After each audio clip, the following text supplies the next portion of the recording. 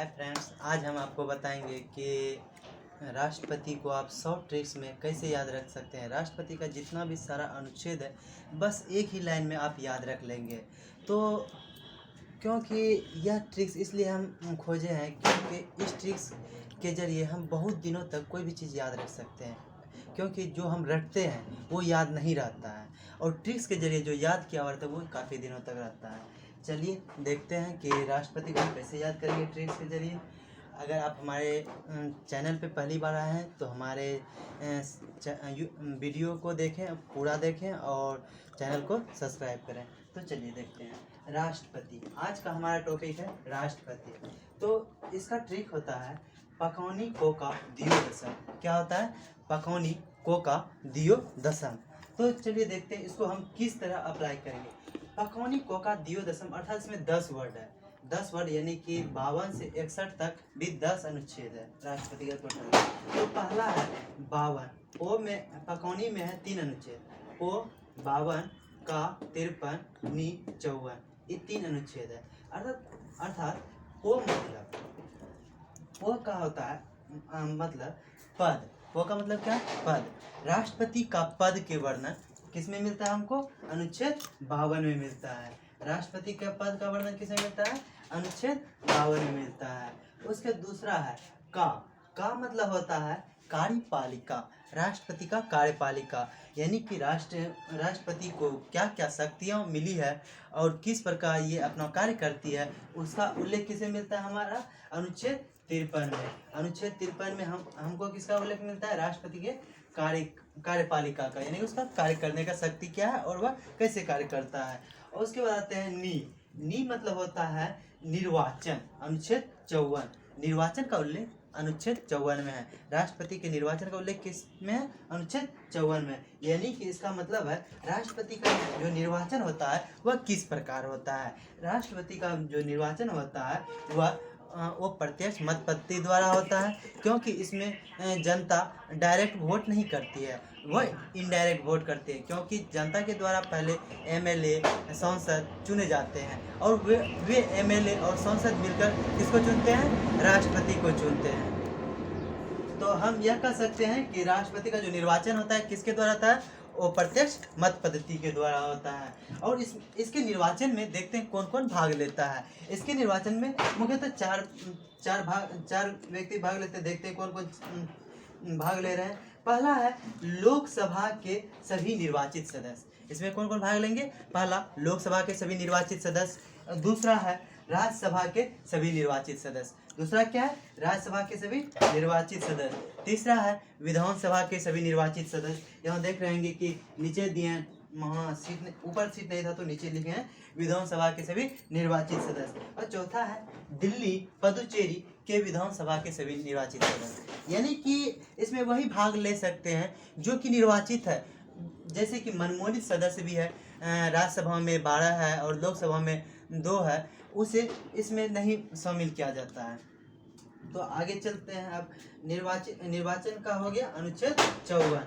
राष्ट्रपति के निर्वाचन का उल्लेख इसमें अनुच्छेद 54 में। उसके बाद अनुच्छेद 55 कह रहा है को अर्थात को मतलब होता है कोटा या रीति। कोटा या रीति अर्थात निर्वाचन की रीति, यानी कि राष्ट्रपति का जो चुनाव होता है उसका चुनाव में क्या प्रक्रिया है और उसका चुनाव में जो नियम है, क्या क्या नियम है वह हम देखेंगे। उसका जो चुनाव होता है समान अनुपातिक मत पद्धति के द्वारा होता है। राष्ट्रपति का चुनाव किस तरह होता है?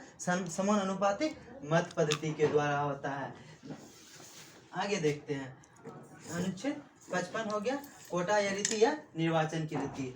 आगे है का मतलब होता है कार्यकाल। राष्ट्रपति का कार्यकाल, इसमें देखेंगे कि राष्ट्रपति का कार्यकाल कितने दिनों का होता है। राष्ट्रपति का कार्यकाल 5 वर्षों का होता है। इसका कार्यकाल 5 वर्षों का, जिस दिन से यह शपथ लेता है और शपथ के उस अंतिम 5 वर्षों का अंतिम दिन तक इसका गिना जाता है, यानी कि जब से यह शपथ लेता है। तो इसका कार्यकाल कितना होगा? 5 वर्षों का। आगे देखते हैं। कार्यकाल कंप्लीट हो गया। अनुच्छेद 56। अनुच्छेद 57 में है। अनुच्छेद 57 में है अर्थात दू मतलब होता है दोबारा नियुक्ति, यानी कि पुनर्निर्वाचन। दोबारा नियुक्ति को आप बोल सकते हैं पुनर्निर्वाचन। पुनर्निर्वाचन का जो उल्लेख है अनुच्छेद 57 में मिलता है। राष्ट्रपति का पुनर्निर्वाचन या दोबारा नियुक्ति का उल्लेख किसमें मिलता है? अनुच्छेद 57 में मिलता है। अनुच्छेद 58 में है यो, दू यो, दू हो गया कंप्लीट। अब यो मतलब होता है योग्यता। यो मतलब क्या होता है? योग्यता। राष्ट्रपति की योग्यता का वर्णन किसमें मिलता है? राष्ट्रपति की योग्यता का वर्णन अनुच्छेद 58 में मिलता है। यानी कि इसकी राष्ट्रपति के पद पर नियुक्ति होने के लिए क्या क्या योग्यता चाहिए उसका उल्लेख इसमें है, अनुच्छेद 58 में है। इसका हम आपको कुछ लाइन में बता देते हैं और इसको डिटेल से हम इसके बाद वाले जो वीडियो डालेंगे नेक्स्ट वीडियो, उसमें हम आपको डिटेल से बताएंगे। यहाँ सिर्फ हम आपको ट्रिक्स के जरिए सिर्फ ये अनुच्छेद बता रहे हैं कैसे आप याद रख सकते हैं। तो फिर भी हम बता देते हैं कि इसका योग्यता क्या है।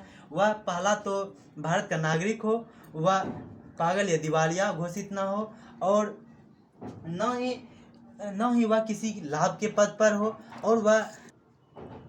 और उसका उम्र कम से कम 35 वर्ष हो। ठीक है, आगे देखते हैं। अब ए दो, अब बचा दशम।